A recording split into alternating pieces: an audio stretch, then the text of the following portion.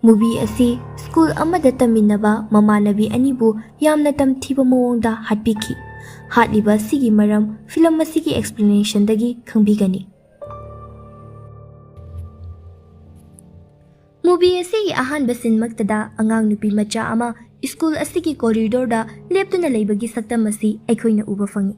Nupi macha asi aikhoina hek uba matamda masa asi yamna kina suui. Magi mawong asi kanagumba amadagi nanthoktuna chinthorapagi mawong. Aduga nupi macha asigi mafida isu tairi. Aduga masa asi yamna pakhatna suui. Masigi matung mahak classroom da jangduna selfie ama lauramki. Amadi table makhada lotuna social media da live thaduna mateng niramki. Mahangna wahai ama hanjin nang hai. Wahai adudi malagle. Matang asida magi mamanabi khardi online leiraknarami. Makhoina magi live adu uwa fangli. Live asi makhoina urabasu makhoina karisu mating tawba ngamjai. Haibadi live adu line busy natraga network yadabana maram oiduna stuck tawkhre. Nupi macha asisu classroom asidagi chenaba tawba matamda lambil atay udabadagi window adudagi chongthakirami. Masana window asidagi chongtharabadi sini khanglabasu upai leitana chongthakirami. Mathangi numita school asida tamliba mamanabi mayamsing ngarangi live adu haibadi video adugi matangda wari sanarami. Nupi masa asigi maming min kawi. School aduda maming kharadi chalamki. Adubu mayamgi mityengdadi amaga amatamanaramdi. Amana hai attention pambadagi tharagliba life oiramgani haidunasu ngangnabiri. Adubu mikup kharagi tungda nupi macha asigi asiba hakchang asi mangda fawba udaba mawong amada taduna leirami. Amadi internal organs loinamaksu ukhirami. Thaudok ase matau karamna thokhiba thaudokno haiba khangnabagidamagta CCTV footage amasung minna tharamba live adu check tawrami. Adubu kanabu fangde. Maramdi video footage aduda mathantamak koichen duna urami. Magi tungmangda kana amatasu uwa fangde. Masidagi miyamna nupi macha asi masa matomta society tawbani haina lokhirami. Mayamna khalami school asida yamna cool oibi maming chatlabi nupi macha asi kari marangi society tawdoribano haiduna. Pakhum asidi kana amatana fangde. Maduna maram oiraga satar satri mayam loinamak mipaiba poknari. Khara amanadi masagi oiba pakhum puthoktuna share tawri. Matang asida thogliba thaudok asida sakhangdaba miyoi amana siriba nupi macha adugi mingbu mahaki khongpakta muthatkibagi sin ama uba fangi. Mathangi sin asida uriba nupi macha asigi maming fleng kawi. Mahaksu chap manaba school asida tammi. Aduga mahak asi akiba butki wari ibi nupi macha amani. School gi Dharma Club ki damakta wari kaya ama irami. Wari adugi director oigadawriba asina wang koba nupa macha amani. Wang amadi fleng amana amabu matam chuppada punduna leminarami. Makhoi ani amana amabu nusiba amadi pamba horagle haiduna fleng na khanjarami. Adubu matang asida wangi fonda nupi atopa amagi photo call urami. Uriba call adugi pics adu ubada wakhal nungai jaramde. Wang asi school asida miyamna sakhang maikhang naraba haibado oirami. Nupi macha kaya nasu ngaunarami. Nupi kaya amagi fonda mahaki photo yaurami. Adubu wangna mahaki phone asida hairiba nupi asigi photo thamliba asi karigino. Kanagumba special oiba mi natraga wang mahaki girlfriend la haiduna su khalami. Fleng asi wakhal mayam asi khanbada makok chak tawre. Fleng sauningbadagi mapalda thokre haibadi cafe adudagi. Mana thokiba matamda wangda kariso hairamda thoki. Jenny hairiba nupi macha asi cafe asigi dolal mathak aduda leibu urami. Aduga fleng na sauna thokiba asisu mahangna munna yengduna leiramki. Jenny manadi masidabu yengjage haiduna call adu tawrakhibo oirami. Numit chuppa fleng sauduna wakhal nungaita leiramki. Saujarabasu fleng numidangda wangna mabu thembirakadra khanduna ngaijarami. Adubu wang manadi call natrasu message ama fauba thabiraklamde. Mathangi numita school aduda flengbu Jenny na mayam mangda ikaiba piramki. Maduda magi haukraba wari kharasu puthokduna asumna hairami. Nupa ama fauba koiba ngamdrabanina ꯑꯇꯣꯞꯄ ꯅꯨꯄꯥꯒꯤ ꯃꯇꯨꯡ ꯀꯣꯏꯏꯟ ꯏꯟꯅꯗꯨꯅ ꯂꯩ꯫ ꯚ꯭ꯌꯨꯁ ꯃꯌꯥꯝ ꯃꯇꯥꯡ ꯑꯁꯤꯗ ꯍꯧꯈꯤꯕ ꯇꯥꯡꯀꯛ ꯈꯔꯁꯨ ꯎꯠꯂꯛꯂꯝꯃꯤ꯫ ꯄꯥꯁ: ꯐ꯭ꯂꯦꯡꯁꯀꯤ ꯑꯦꯛꯁ ꯁꯟ ꯍꯥꯏꯔꯤꯕ ꯅꯨꯄꯥ ꯑꯁꯤꯅ ꯃꯥꯒ ꯗꯦꯠ ꯇꯧꯕ ꯃꯇꯝꯗ ꯅꯨꯄꯤ ꯑꯇꯣꯞꯄ ꯀꯣꯏꯔꯝꯕ ꯊꯦꯡꯅꯈꯤ꯫ ꯅꯨꯄꯤ ꯑꯗꯨꯗꯤ ꯂꯩꯈꯤꯗ꯭ꯔꯕ ꯃꯤꯟꯅꯤ꯫ ꯐ꯭ꯂꯦꯡ ꯃꯁꯤꯒꯤ ꯊꯧꯗꯣꯛ ꯑꯁꯤꯗꯒꯤ ꯅꯥꯟꯊꯣꯛꯅꯕ ꯀꯥꯎꯅꯕ ꯍꯣꯠꯅꯕ ꯃꯇꯝꯗ ꯃꯇꯝ ꯀꯌꯥ ꯑꯃꯁꯨ ꯆꯪꯈꯤ꯫ ꯑꯗꯨꯕꯨ ꯖꯦꯅꯤ ꯍꯥꯏꯔꯤꯕ ꯅꯨꯄꯤ ꯃꯆꯥ ꯑꯁꯤꯅ ꯑꯃꯨꯛ ꯅꯧꯍꯧꯅꯅ ꯅꯤꯡꯁꯤꯡꯍꯜꯂꯝꯃꯤ꯫ ꯑꯗꯨꯒ ꯎꯁꯤꯠꯇꯅ ꯐ꯭ꯂꯦꯡꯗ ꯋꯥꯡꯗꯒꯤ ꯂꯥꯞꯅ ꯂꯩꯅꯕꯁꯨ ꯍꯥꯏꯔꯝꯈꯤ꯫ ꯐ꯭ꯂꯦꯡꯗꯤ ꯑꯁꯥꯎꯕꯒꯤ ꯄꯟꯈꯩ ꯂꯩꯈꯤꯗꯗꯨꯅ ꯑꯁꯨꯝꯅ ꯈꯨꯝꯂꯛꯂꯝꯃꯤ: ꯖꯦꯅꯤ, ꯅꯪꯗꯤ ꯅꯪꯒꯤ ꯅꯃꯥꯟꯅꯕꯤ ꯃꯤꯟꯗꯧꯅ ꯅꯨꯄꯥ ꯑꯇꯣꯞꯄ ꯐꯥꯕ ꯍꯧꯔꯕ꯭ꯔꯥ ꯍꯥꯏꯗꯨꯅ ꯈꯨꯝꯂꯛꯂꯝꯃꯤ꯫ ꯃꯇꯥꯡ ꯑꯁꯤꯗ ꯑꯩꯈꯣꯏꯅ ꯈꯪꯂꯛꯂꯝꯃꯤ ꯃꯗꯨꯗꯤ ꯐ꯭ꯂꯦꯡꯒꯤ ꯑꯦꯛꯁ ꯁꯟ ꯑꯗꯨ ꯖꯦꯅꯤ ꯃꯍꯥꯛꯀꯤ ꯕꯦꯁ ꯐ꯭ꯔꯦꯟ ꯃꯤꯟꯅ ꯃꯨꯟꯈꯤꯕ ꯍꯥꯏꯕꯁꯤ꯫ ꯑꯗꯨꯒ ꯍꯧꯖꯤꯛꯅ ꯖꯦꯅꯤꯅ ꯋꯥꯡ ꯃꯥꯕꯨ ꯐ꯭ꯂꯦꯡꯗꯒꯤ ꯑꯃꯨꯛ ꯃꯨꯟꯅꯕ ꯇꯧꯔꯛꯄ ꯑꯣꯏꯔꯝꯈꯤ꯫ ꯑꯗꯨꯕꯨ ꯖꯦꯅꯤꯒꯤ ꯃꯃꯥꯡꯗ ꯐ꯭ꯂꯦꯡ ꯃꯍꯥꯛꯅ ꯐꯅ ꯑꯀꯟꯕ ꯁꯥꯗꯨꯅ ꯋꯥ ꯀꯌꯥ ꯑꯃ ꯍꯥꯏꯖꯔꯕꯁꯨ ꯐ꯭ꯂꯦꯡ ꯃꯍꯥꯛꯇꯤ ꯋꯥꯈꯜ ꯌꯥꯝꯅ ꯁꯣꯟꯊꯔꯝꯈꯤ, ꯑꯁꯥꯎꯕ ꯑꯃꯒ ꯂꯣꯏꯅꯅ꯫ ꯑꯗꯨꯒ ꯃꯁꯤꯅ ꯑꯍꯥꯟꯕꯁꯨ ꯅꯠꯇꯦ꯫ ꯍꯥꯟꯅ ꯃꯃꯥꯡꯗ ꯑꯁꯨꯝꯅ ꯖꯦꯅꯤ ꯑꯃꯗꯤ ꯃꯥꯒꯤ ꯕꯦꯁ ꯐ꯭ꯔꯦꯟ ꯃꯤꯟ ꯃꯈꯣꯏ ꯑꯅꯤꯅ ꯀꯌꯥꯔꯛ ꯎꯁꯤꯠ ꯊꯑꯣꯏꯗꯕ ꯇꯧꯔꯛꯈꯤꯕ ꯊꯧꯗꯣꯛ ꯀꯌꯥ ꯂꯩꯈꯤ꯫ ꯃꯁꯤꯗ ꯁꯟꯅ ꯐ꯭ꯂꯦꯡꯗ ꯐꯖꯗꯕ ꯋꯥꯍꯩ ꯁꯤꯖꯤꯟꯅꯗꯨꯅ ꯆꯩꯉꯥꯡ ꯇꯧꯔꯛꯄ ꯃꯇꯝꯗ ꯖꯦꯅꯤ ꯑꯃꯗꯤ ꯃꯤꯟꯅ ꯁꯟꯕꯨ ꯁꯄꯣꯔꯠ ꯇꯧꯁꯤꯟꯗꯨꯅ ꯑꯣꯛꯇꯕꯤ ꯑꯃꯗ ꯍꯥꯏꯒꯗꯕ ꯑꯊꯤꯕ ꯋꯥꯍꯩ ꯀꯌꯥ ꯍꯥꯏꯗꯨꯅ ꯎꯁꯤꯠ ꯊꯑꯣꯏꯗꯅ ꯇꯧꯕꯤꯈꯤ꯫ ꯃꯁꯤꯅ ꯃꯔꯝ ꯑꯣꯏꯔꯒ ꯃꯍꯥꯛ ꯅꯨꯃꯤꯠ ꯀꯌꯥ ꯀ꯭ꯂꯥꯁ ꯌꯥꯎꯈꯤꯗꯦ꯫ ꯁ꯭ꯀꯨꯜꯒꯤ ꯁ꯭ꯇꯣꯔꯦꯖ ꯔꯨꯝꯗ ꯆꯠꯇꯨꯅ ꯂꯣꯠꯆꯈꯤꯔꯝꯃꯤ꯫ ꯔꯨꯝ ꯑꯗꯨꯗ ꯃꯊꯟ ꯈꯛꯇ ꯐꯝꯗꯨꯅ ꯂꯩꯔꯝꯃꯤ꯫ ꯑꯗꯨꯒ ꯊꯣꯛꯂꯤꯕ ꯃꯌꯥꯝ ꯑꯁꯤꯗ ꯃꯥ ꯀꯔꯤ ꯇꯧꯒꯅꯤ ꯈꯟꯗꯨꯅ ꯑꯗꯨꯃꯛ ꯂꯩꯔꯝꯃꯤ꯫ ꯅꯣꯡꯃꯗꯤ ꯐ꯭ꯂꯦꯡ ꯃꯊꯟ ꯈꯛꯇ ꯐꯝꯗꯨꯅ ꯂꯩꯔꯤꯉꯩ ꯀꯅꯥꯒꯨꯝꯕ ꯑꯃꯒꯤ ꯈꯣꯟꯖꯦꯜ ꯑꯃ ꯐ꯭ꯂꯦꯡꯕꯨ ꯀꯧꯔꯛꯂꯝꯃꯤ꯫ ꯀꯥ ꯑꯗꯨꯗꯗꯤ ꯃꯊꯟꯇ ꯂꯩꯕꯅ ꯃꯔꯝ ꯑꯣꯏꯗꯨꯅ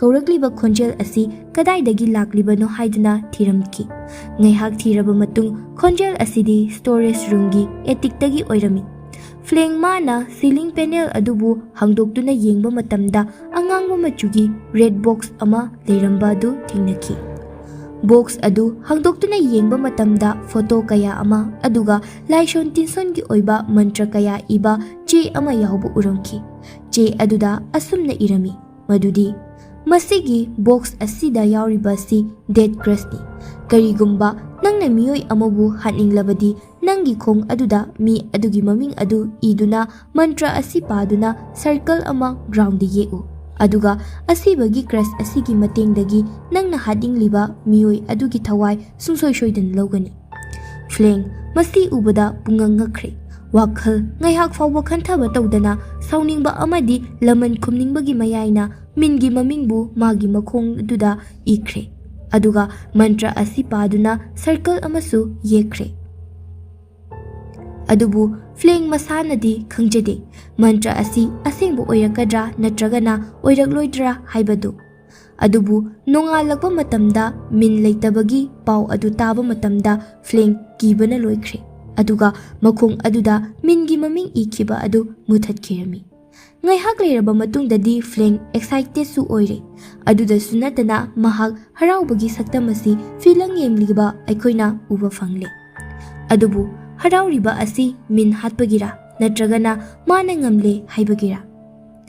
ꯑꯗꯨꯕꯨ ꯃꯍꯥꯛꯀꯤ ꯃꯈꯨꯠꯇ ꯑꯀꯟꯕ ꯗꯦꯗꯂꯤ ꯑꯣꯏꯕ ꯋꯦꯄꯟꯁ ꯑꯃ ꯄꯥꯏꯕꯒ ꯆꯞ ꯃꯥꯟꯅꯔꯦ, ꯃꯗꯨꯗꯤ ꯔꯦꯗ ꯕꯣꯛꯁꯇꯨꯅꯤ꯫ ꯃꯥꯅ ꯁꯤꯖꯤꯟꯅꯅꯤꯡꯕ ꯃꯇꯝꯗ ꯁꯤꯖꯤꯟꯅꯕ ꯌꯥꯔꯕ ꯄꯣꯠꯁꯛ ꯑꯃꯅꯤ꯫ ꯄ꯭ꯔꯦꯖꯦꯟ ꯗꯦ ꯐ꯭ꯂꯦꯡ ꯖꯦꯅꯤꯅ ꯉꯥꯡꯂꯛꯂꯤꯕ ꯋꯥꯉꯥꯡ ꯁꯉꯥꯡ ꯑꯗꯨ ꯈꯥꯡꯕ ꯉꯝꯗꯅ ꯑꯁꯥꯎꯕ ꯑꯗꯨꯒ ꯂꯣꯏꯅꯗꯨꯅ ꯌꯨꯝ ꯌꯧꯕꯒ ꯃꯍꯥꯛꯅ ꯃꯍꯥꯛꯀꯤ ꯈꯣꯡꯄꯥꯛ ꯑꯗꯨꯗ ꯖꯦꯅꯤꯒꯤ ꯃꯃꯤꯡ ꯏꯈ꯭ꯔꯦ꯫ ꯑꯗꯨꯒ ꯃꯟꯇ꯭ꯔ ꯑꯗꯨ ꯄꯥꯗꯨꯅ ꯁꯔꯀꯜ ꯑꯃꯁꯨ ꯒ꯭ꯔꯥꯎꯟ ꯑꯗꯨꯗ ꯌꯦꯛꯈ꯭ꯔꯦ꯫ ꯑꯁꯣꯝꯗꯁꯨ ꯃꯟꯇ꯭ꯔ ꯑꯗꯨꯒꯤ ꯄꯥꯋꯔ ꯑꯗꯨꯅ ꯖꯦꯅꯤꯗꯁꯨ ꯄꯥꯟꯕ ꯍꯧꯔꯛꯂꯝꯃꯤ꯫ ꯃꯇꯝ ꯑꯁꯤ ꯖꯦꯅꯤ ꯑꯥꯎꯠꯗꯣꯔꯗ ꯐꯣꯇꯣ ꯁꯨꯠ ꯇꯧꯔꯤꯉꯩ ꯃꯇꯝ ꯑꯣꯏꯔꯝꯃꯤ꯫ ꯑꯗꯨꯕꯨ ꯈꯪꯍꯧꯗꯅ ꯖꯦꯅꯤꯒꯤ ꯅꯥꯀꯣꯡ ꯃꯌꯥꯗ ꯀꯅꯥꯒꯨꯝꯕ ꯑꯃꯅ ꯃꯈꯣꯜ ꯊꯣꯛꯅ ꯗ꯭ꯔꯝ ꯊꯤꯟꯕꯒꯤ ꯃꯇꯧꯒꯨꯝꯅꯤ꯫ ꯑꯗꯨꯒ ꯃꯍꯥꯛꯀꯤ ꯅꯥꯀꯜꯗ ꯂꯩꯔꯤꯕ ꯃꯤꯑꯣꯏ ꯈꯨꯗꯤꯡꯃꯛ ꯑꯀꯤꯕꯒꯤ ꯁꯛꯇꯝ ꯑꯣꯏꯅ ꯎꯍꯜꯂꯛꯂꯝꯃꯤ꯫ ꯃꯥꯕꯨ ꯍꯥꯠꯂꯒꯦ ꯍꯥꯏꯕꯒꯤ ꯃꯑꯣꯡꯗ ꯑꯣꯏꯅ ꯎꯔꯝꯃꯤ꯫ ꯑꯗꯨꯒ ꯃꯥꯒꯤ ꯑꯀꯣꯏꯕꯗ ꯂꯩꯔꯤꯕ ꯃꯈꯣꯜ ꯑꯗꯨ ꯌꯥꯝꯅ ꯍꯧꯅ ꯇꯥꯔꯝꯃꯤ꯫ ꯍꯥꯟꯅꯗꯒꯤꯁꯨ ꯍꯦꯟꯅ ꯃꯈꯣꯜ ꯑꯗꯨ ꯍꯧꯅ ꯇꯥꯔꯝꯃꯤ꯫ ꯃꯈꯣꯜ ꯃꯌꯥꯝ ꯑꯗꯨ ꯈꯥꯡꯕ ꯉꯝꯗꯕꯒꯤ ꯄꯟꯈꯩ ꯍꯥꯏꯕ ꯑꯗꯨ ꯑꯣꯏꯔꯦ꯫ ꯖꯦꯅꯤ ꯃꯐꯝ ꯑꯗꯨꯗ ꯋꯥꯟꯊꯔꯛꯇꯨꯅ ꯇꯥꯈ꯭ꯔꯦ꯫ ꯃꯍꯥꯛꯀꯤ ꯅꯥꯀꯣꯡ ꯑꯗꯨꯗꯒꯤ ꯏꯁꯨ ꯆꯦꯟꯊꯔꯛꯂꯝꯃꯤ꯫ Mathangi sinda Fleng asi magi favorite spot haibadi school gi storage room aduda famduna Jenny gi social media account adu hanjin check tawrami. Maramdi kari update leibano haiba khangningmanbana. Asumna famduna leiringai wangna storage room aduda kanghaudana changlaklakhi. Matam asida Fleng mana wang mahakta sauna laushinduna hayaklami. Kaigi nangi girlfriend leina mongonda khanghandribano haiduna. Wang madi pungangakpa haibado oire. Fleng na hanglakli buhang asi kari wahang no khanduna. Wang mahakti nupi koidabana maram oiduna Fleng da ngakna yenglaklami. Wang na Fleng da mongonda kayarak sengdokchanaba hotnari. Adubu Fleng mahakna tabiba kauba leite. Fleng na direct oina Jenny gi maramda hanglaklami. Masidata Wang masu khanglaklami. Fleng na mongonda sauriba asi kari marangino haiba adu. Wang na asumna kumlaklami. Jenny aigi girlfriend nate. Madi aingonda oina jaba amadi nongmagi aiga khatna jaraga nungai jabani. Maramdi Jenny aigi ichanupini. Asida aikhoi ani serious oinaba karisu leite. Adubu Fleng na serious oibadu uraga Wang mahaksu khangle. Fleng na khaliba wakhal pumnama. Fleng mahaksu wari asi khanglabada wakhal leitare. Aduga makhoi ani yum hannaba plan tawrami. Wari sana wari marakta yauraklami. Madudi Fleng mana leiriba storage room asi hana mamangai classroom oirami. Adubu crush sanaba nupi amana class asida leiba miyoi loinama crush adu sizinaduna hatki. Aduga nupi mahaksu suicide tawzaki. Masi haiduna wari adu liraklami. Aduna classroom asi school asigi storage room oihankibani. Asina maram oiraga students singna storage room asida kaya changnadabani. Aduna maram oiraga Fleng mana achikpa storage room asi yamna pamlibani. Karigumba matamda class skip tawningbba matamda Fleng mana storage room asida pothajaribani. Wang mahakti storage room asi kaya hainade. Hanadagi room asi lanuna chatpha phawba masada hainadaba ama adum phawse. Adubu Fleng madi kari sukhanba leite. Wari sanarambadagi last class ki bell adu khonglaklami.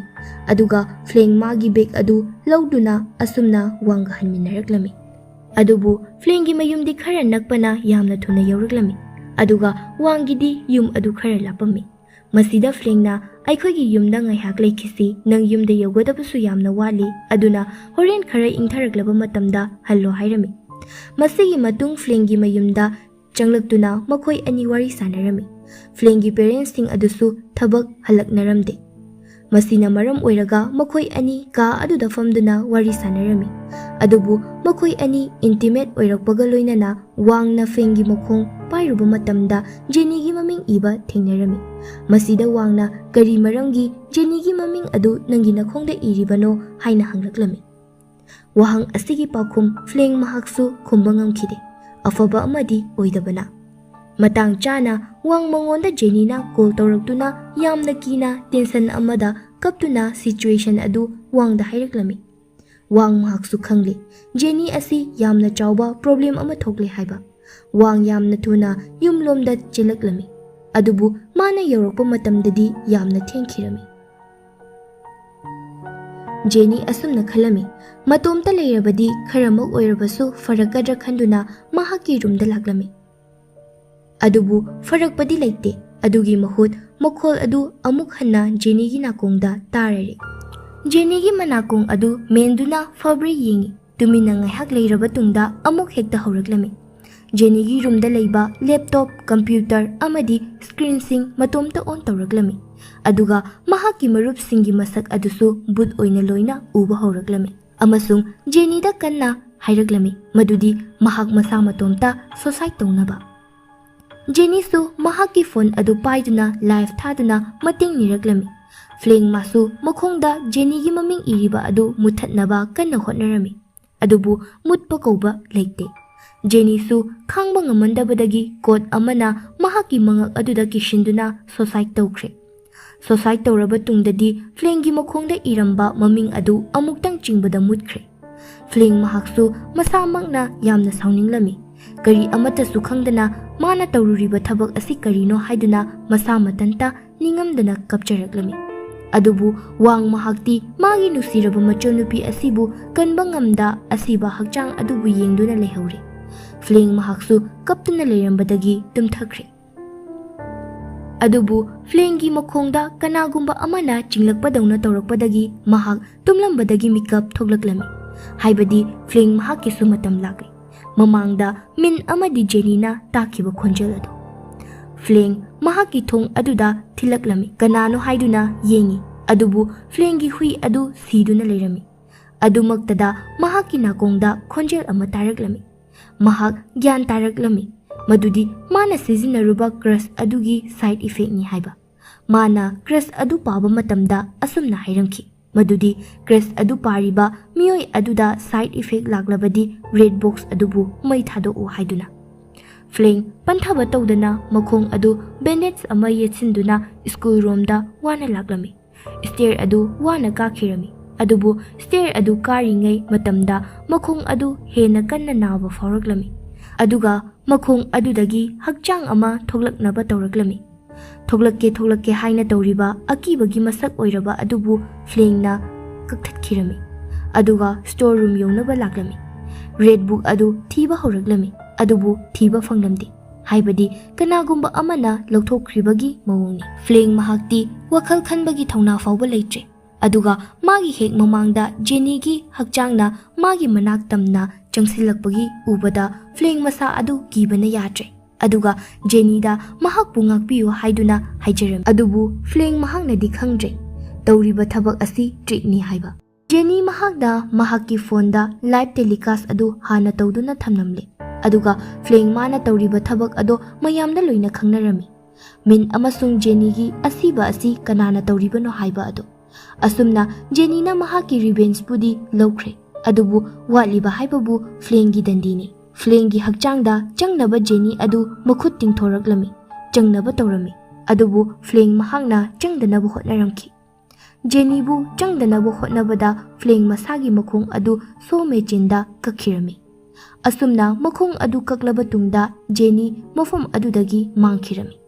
Nongalakpa matamda oja amane school lakpa matamda floor adu ingakta tairamba ubada I adugi khongul liduna lakri. Khongul liduna lakpada storeroom adu yaure. Manung changlakpadadi Flinggi asiba hakchang adu ure. Haibadi society tawbagi mawongda leiriba adu. Views mayam masibu society oigadawribra. Mathangi sinda ure. Madudi wangna live video da Flinggi asiba hakchang. Matang asida aikhoina khangle wang mahakna magi makhongda iriba Flinggi maming ado. Views mayam ngakpa pokpra. Wang mahaki mafamda karamna crush spell ado khangliba. Madugi makha taba sin aduda ure. Madudi wang amasung Flingna storage room aduda wari sakiba matamda Fling mahakna last period ki bell khonglakiba adu taraga magi bag loba chatpada wang mahakti room aduda lehawi. Masida Krishna kaubagi makhol adu tabada mahaksu yengba matamda red box adu thengnaki. Machanupigi punsi kanba ngamhautrabasu laman khumbadi ngamjari. Views mayam wahang amakha khangjage. Film asila laliba miyoi asi kanano.